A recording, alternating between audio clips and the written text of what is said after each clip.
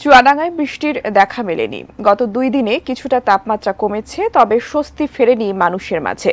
আরো জানিয়েছেন চুয়াডাঙ্গা প্রতিনিধি রফিক রহমান। স্থানে বৃষ্টির দেখা মিললেও চুয়াডাঙ্গায় আজও বৃষ্টির দেখা মেলেনি। সামান্য তাপমাত্রা কমলেও মানুষের দুর্ভোগ কিন্তু কমেনি। গতকাল শুক্রবারও তাপমাত্রা 41 ডিগ্রির ওপরে ছিল। টানা 34 দিন তাপপ্রবাহে মানুষের হাঁসফাঁস অবস্থা, ঠিকমতো কাজ করতে পারছে না।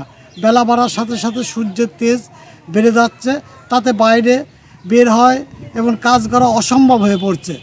ইতিমধ্যে জেলা প্রশাসনের পক্ষ থেকে 225 জন শ্রমজীবী মানুষের নগদ 1000 টাকা করে অর্থ এবং স্যালাইন পানি বিতরণ করা হয়েছে।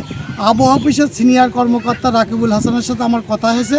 তিনি জানান আগামী 6 তারিখে বৃষ্টির সম্ভাবনা রয়েছে, তারপরে তাপমাত্রা কমতে পারে। এই ছিল আমার কাছে চুয়াডাঙ্গা থেকে সর্বশেষ সংবাদ।